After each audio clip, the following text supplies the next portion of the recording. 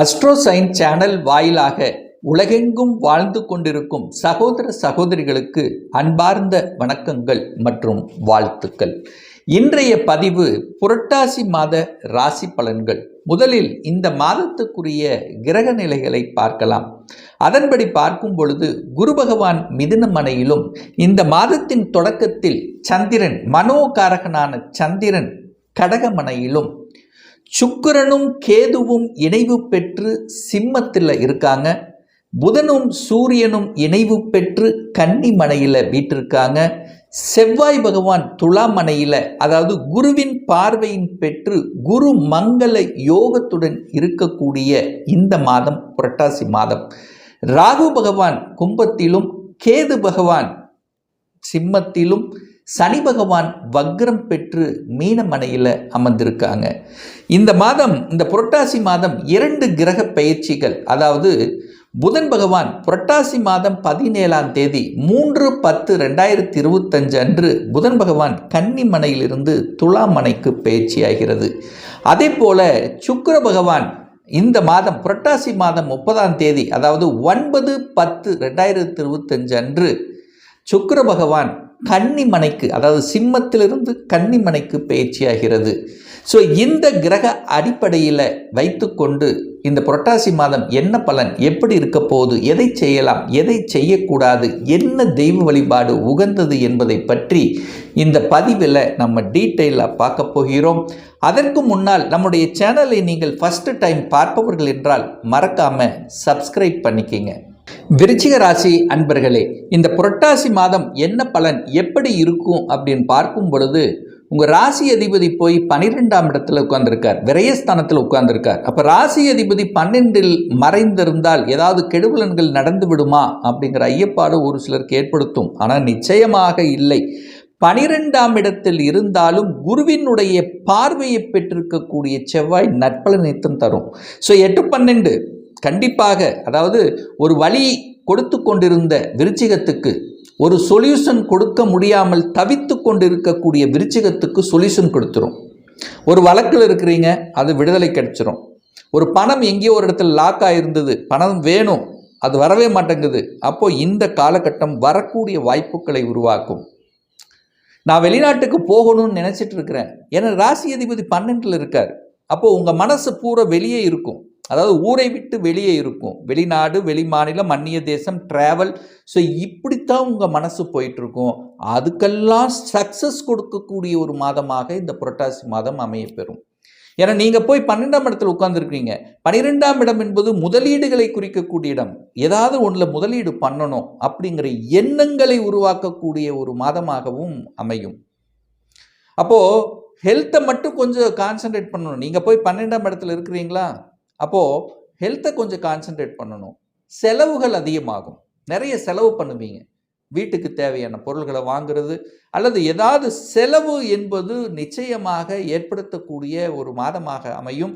அந்த செலவுகளை சுப செலவுகளாக கன்வெர்ட் பண்ணிக்கிறது நல்லது இந்த விருச்சிக ராசி அன்பர்கள். தனம் சார்ந்த விஷயம், 2ஆம் இடம் என்பது குடும்பம், தனம். அந்த இடத்தை குரு பார்க்கிறார். அந்த இடத்தின் அதிபதி 8ஆம் இடத்திலிருந்து பார்க்கிறார். அப்போ குரு எங்கே இருந்து பார்க்கிறாரோ அதை வளர்க்கும்னு அர்த்தம். அப்போ 8ஆம் இடத்திலிருந்து பார்க்கிறார்.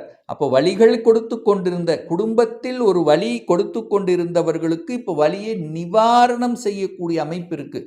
அப்போது இந்த விருச்சிக ராசி என்பர்கள் யாருக்காவது குடும்பத்தில் சிறு சிறு சண்டைகள், சிறு சிறு தொல்லைகள், அல்லது தன் பேச்சை கேட்கல, ஒரு ஈகோ சம்பந்தப்பட்ட கிளாஸ் இருந்துட்டு இருக்கு, இதெல்லாம் சரி செய்வதற்குண்டான ஒரு மாதமாக இந்த புரட்டாசி மாதம் அமையும். என குரு தன் வீட்டை தானே பார்த்து வலுப்படுத்துகிறார். அப்போ 8ங்கிறது ஒரு வழி, ஒரு குடும்பத்தில் ஒரு வழி கொடுத்து கொண்டிருந்த விஷயங்கள், அது வழியை நிவாரணம் செய்யக்கூடிய விஷயமாக நீங்கள் கன்வெர்ட் பண்ணிக்கலாம். அதற்குண்டான சந்தர்ப்ப சூழ்நிலைகளை உருவாக்கும். அதை சரியான முறையில் பயன்படுத்தி கொள்வது இந்த விருச்சிகத்துக்கு சிறப்பு என்பதை புரிந்து கொண்டாலே போதுமானது. 3ஆம் இடம் என்பது முயற்சி ஸ்தானம். தைரிய வீரியத்தை கொடுக்கக்கூடிய இடம் அந்த 3ஆம் இடம். அந்த அதிபதி எங்கே போயிருக்காருன்னா 5ஆம் இடமான பூர்வ புண்ணிய ஸ்தானம், அதாவது தனக்கு 2ஆம் இடத்தை, தனக்கு 3ஆம் இடத்துல போய் உட்கார்ந்துருக்கார். அப்போ 3க்குரியவன் தனக்கு 3 என்கின்ற வளர்ச்சியில் இருக்கிறதுனால தைரியத்தையும் வீரியத்தையும் வலுப்படுத்தும், சாதிக்கக்கூடிய மனப்பான்மை உருவாக்கும். அதாவது எப்படி இருக்குன்னா, ஒரு மந்தமாக ஒரு டல்லாக இருந்த விஷயங்களை இப்போ எடுத்து, அதாவது ஒரு 2 மாதத்துக்கு முன்னாடி அதை வேண்டான்னு தூக்கி போட்ட விஷயங்களில் இப்போ எடுத்து அதை செஞ்சு வெற்றி பெறணும் அப்படிங்கிற முனைப்போடு செயல்படுத்தி வெற்றி அடையக்கூடிய ஒரு காலகட்டமாக இந்த விருச்சிகத்துக்கு நிச்சயமாக அமையும். விற்பனை சூப்பராக இருக்கும், படு ஜோராக நடக்கும். வியாபாரத்தில் இருக்கக்கூடிய விருச்சிக ராசி என்பவர்களுக்கு இந்த மாதம் அற்புதமான ஒரு மாதம். நல்ல ஸ்ட்ராட்டஜி பிளான் வகுத்து திறம்பட செய்யக்கூடிய ஒரு காலகட்டமாக அமையும். அதில் எந்த மாற்று கருத்து இல்லை. ஏன் அதை ஸ்ட்ராங்காக சொல்கிற இந்த இடத்துலனா, புதன் வலிமையாக இருக்கிறது. புத்திசாலித்தனம் மிக்க அந்த புதன் பகவான் உச்ச பலத்தோட வலிமையாக இருக்கக்கூடிய இந்த காலகட்டத்தில் உங்களுக்கு வியாபார தன்மை, அந்த வியாபார நுணுக்கங்கள்ங்கிறது சூப்பராக இருக்க போகுதுன்னு சொல்லலாம். 4ஆம் இடம் என்பது சுகஸ்தானத்தை குறிக்கக்கூடிய இடம். அந்த இடத்துல ராகு இருக்கு, நொய்யின்னு இருக்கும். ஹெல்த்தில் ஏதாவது ஒரு தொந்தரவு இருப்பதை போன்ற ஒரு ஃபீலிங்காவது கொடுத்து கொண்டு இருக்கும். ஏன்னா ராகு உட்கார்ந்துருக்காரவா, சுகஸ்தானத்தில் ஒரு ராகு, 4ஆம் இடம் என்று சொல்லக்கூடிய சுகஸ்தானத்தில் ஒரு பாம்பு உட்கார்ந்துருக்கு. பாம்பு அப்படின்னாலே ஒரு பயம்தான் நமக்கு. ஸோ அந்த இடத்துல ராகு எங்கே இருக்காரோ அந்த இடத்தில் ஒரு பயத்தை உருவாக்கக்கூடிய அமைப்பு. அப்போ வீட்டில் ஒரு பயம் இருந்துட்டு இருக்கும். ஸோ வீட்டை விட்டு வெளியில் போயிடலாமா, வெளிநாட்டுக்கு போயிடலாமா, வெளி ஊருக்கு போயிடலாமா அப்படிங்கிற எண்ணத்தை உருவாக்கும். விற்காத நிலங்கள் ஒரு விற்கணும் அப்படின்னு ஆசைப்பட்டிருப்பீங்க, அது விற்கக்கூடிய அமைப்புகளும் சந்தர்ப்பங்களும் உருவாக்கும். வித்துரும். ஏன்னா குரு பார்க்குறார், 8ஆம் இடத்துலேருந்து பார்க்குறார், வழியிலிருந்து பார்க்குறார். ஸோ சில விஷயங்கள் ராகுவால் நன்மை நடக்கக்கூடிய, ஏன்னா வீடு நீங்கள் கட்டணும், வீடு அமைக்கணும்னா இந்த விருச்சிக ராசி என்பவர்கள் எல்லாமே பிரம்மாண்டமாக இருக்கும்னு நினைப்பீங்க. பெருசாக விஸ்திரமாக பெரிய காலாக இருக்கணும், பெருசாக இருக்கணும். ஸோ இந்த மாதிரியான எண்ணங்களை தான் உருவாக்கும். ஏன்னா ராகுன்னா பிரம்மாண்டம், ராகுன்னா பெருசு. அப்போது பெரிதாக இடம் வாங்கினாலும் பெருசாக வாங்கணும், சிறுசாலாம் இருக்காது, நாம் பெருசாக வாங்கணும், ஒரு விவசாய நிலம் வாங்கணும். ஸோ இந்த மாதிரியான ஆசைகளை தூண்டக்கூடிய அமைப்பிற்கும் அதை செயல்படுத்தக்கூடிய சந்தர்ப்ப சூழ்நிலைகளையும் நிச்சயமாக உங்களுக்கு உருவாக்கும்.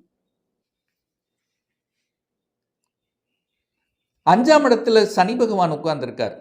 3க்கும் 4க்குரியவன் 5ஆம் இடத்தில் அமர்ந்து கொண்டு சூரியனுடைய பார்வை பெற்றிருக்கிறது, புதனுடைய பார்வையும் பெற்றிருக்கிறது. ஸோ 5-11 கனெக்ட் ஆகுது. 5-11 கனெக்ட் ஆனாலே சூப்பர்னு அர்த்தம். இயற்கையாகி இறைவன் கொடுத்த வரத்தின் அடிப்படையில் நல்ல விஷயங்கள் இந்த விருச்சிகத்துக்கு குழந்தைகள் மூலமாக நடக்க இருக்கிறதை கண்கூடாக பார்க்கலாம். குழந்தை வேலை வாய்ப்புக்காக அப்ளை பண்ணியிருந்தாங்கன்னா டக்குன்னு கிடச்சிரும் ஒரு வேலை வாய்ப்பு. இப்போ படித்து முடிக்கிறாங்களா, வேலை கிடச்சிரும்.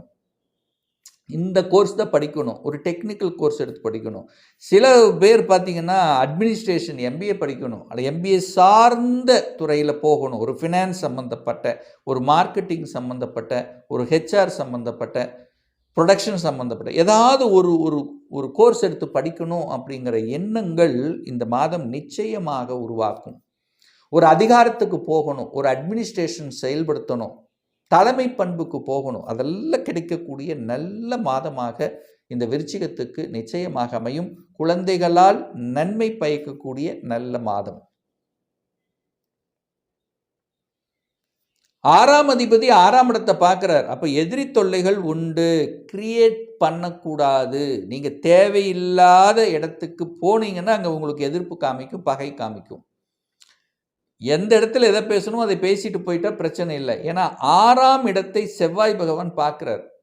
6ஆம் அதிபதி செவ்வாய், அந்த 6ஆம் இடத்தை பார்க்குறார். அப்போ எதிரி உருவாக்கிக்குவீங்க. யார் உருவாக்குறது? நீங்கள் தான். லக்னாதிபதி நீங்களே தான், அதே செவ்வாய் தான். 6ஆம் அதிபதியும் அதே செவ்வாய் தான். அப்போ எதிரிகளை தாமாக உருவாக்கக்கூடிய அமைப்பு இருக்கிறதுனால தேவையில்லாத எதிரிகளை போகாதீங்க. வம்பு வழக்கு சண்டை சச்சரவுக்குள்ளே போகக்கூடாது அப்படிங்கிறத ஞாபகத்து வச்சுக்கோங்க. ஏன்னா 6ஆம் அதிபதி வலுப்பெறுகிறதுன்னு அர்த்தம். ஆனால் வேலை கிடைக்கும். 6ஆம் இடத்துல என்ன இருக்குது? வேலை இருக்குது. அப்போ வேலைக்காக அப்ளை பண்ணி காத்து கொண்டு இருக்கக்கூடிய விருச்சிகத்துக்கு நன்மை கொடுக்கக்கூடிய ஒரு காலகட்டம். ஏன் இதை ஸ்ட்ராங்காக சொல்கிறேன்னா, 10ஆம் அதிபதி தொழில் ஸ்தானாதிபதி 11ஆம் இடத்தில் இருக்கிறது ஒரு சூப்பரான ஒரு அமைப்பு.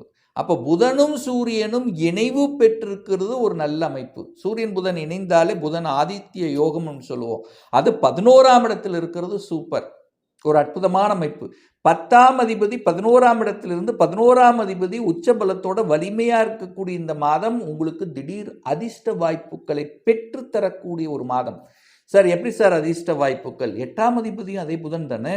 அப்போ 8ஆம் அதிபதி வலிமை இருக்கார், 11ஆம் இடத்துல போய் உட்கார்ந்துருக்கார். 8-11 கனெக்ட் ஆனாலே திடீர் அதிர்ஷ்டத்தை கொடுக்கும், திடீர் லாபத்தை கொடுக்கும். அப்போ செய்யக்கூடிய தொழிலாக இருந்தாலும் வேலையாக இருந்தாலும் உங்களுக்கு இந்த மாதம் லாபத்தை எதிர்பார்க்கலாம், புதிய ஒப்பந்தங்களை எதிர்பார்க்கலாம். சூரியன் 10ஆம் அதிபதி 11 இருக்கும்போது அதிகாரம் கிடைக்கும். நிறைய பேருக்கு பார்த்தீங்கன்னா பதவி உயர்வு கிடைக்கக்கூடிய ஒரு மாதமாக அமையும். இது ஒரு நல்ல சம்பவம் அல்லவா? உங்களுக்கு டக்குன்னு ஒரு ப்ரொமோஷன் கிடைச்சிருச்சு, ஒரு அடுத்த ஒரு படிக்கு போகும்போது ஒரு எவ்வளோ பெரிய ஒரு சந்தோஷம், ஆனந்தம். ஸோ அது கிடைக்கக்கூடிய வாய்ப்பு நிறைய இந்த விருச்சிக ராசி என்பவர்களுக்கு ஏற்படுத்தும்.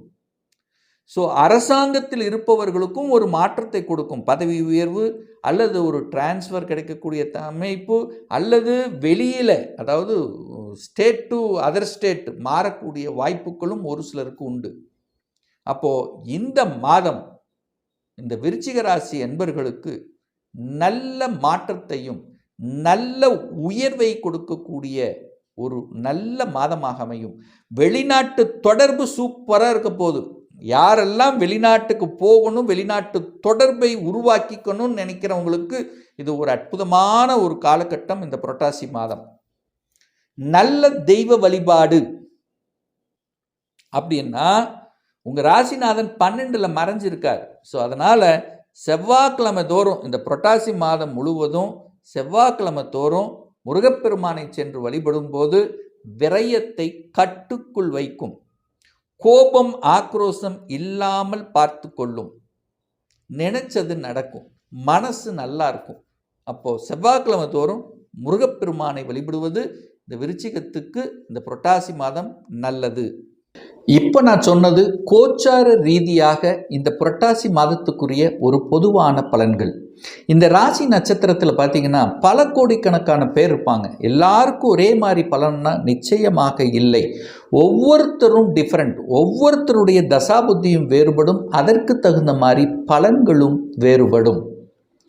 ஒரு துல்லிய பலன் வேணும் அப்படின்னா உங்கள் ஜாதகத்தில் கிரகங்கள் எப்படி இருக்குது, என்ன மாதிரியான ஆதிபத்தியம் பெற்றிருக்கு, என்ன டிகிரியில் இருக்குது, இப்போ நடப்பு கோச்சாரம் எப்படி இருக்குது, இப்போ நடப்பு தசாநாதன் புத்திநாதன் அந்தர்நாதன் சூட்சமநாதன் எப்படி இருக்கார் என்பதை பொறுத்து நீங்கள் கேட்கக்கூடிய எந்த கேள்வியாக இருந்தாலும் சரி, 2025 சொந்த தொழில் செய்வதற்கான விதி கொடுப்பினை இருக்கா, அப்படி இருக்கக்கூடிய பட்சத்தில் எப்போ நம்ம சொந்த தொழிலை ஆரம்பிக்கலாம், திருமணம் தடைப்பட்டு கொண்டே இருக்கிறது, எப்போ தான் நமக்கு திருமணம் நடக்கும், எப்போ நமக்கு குழந்தை பாக்கியம் கிடைக்கும், இப்போ நான் 10th அல்லது +2 படிச்சுட்டு இருக்கேன், என்ன கோர்ஸ் எடுத்து படிக்கக்கூடிய கொடுப்பினை நம்முடைய ஜாதகத்தில் இருக்குது, எந்த கோர்ஸ் எடுத்து படித்தா நம்முடைய ஃப்யூச்சர் நன்றாக இருக்கும், எப்போ நான் வீடு வாங்குவேன், எப்போ ப்ரமோஷன் கிடைக்கும், இந்த மாதிரியான கேள்விகளுக்கு துல்லியமான பதிலை நம்மால் கூற முடியும்.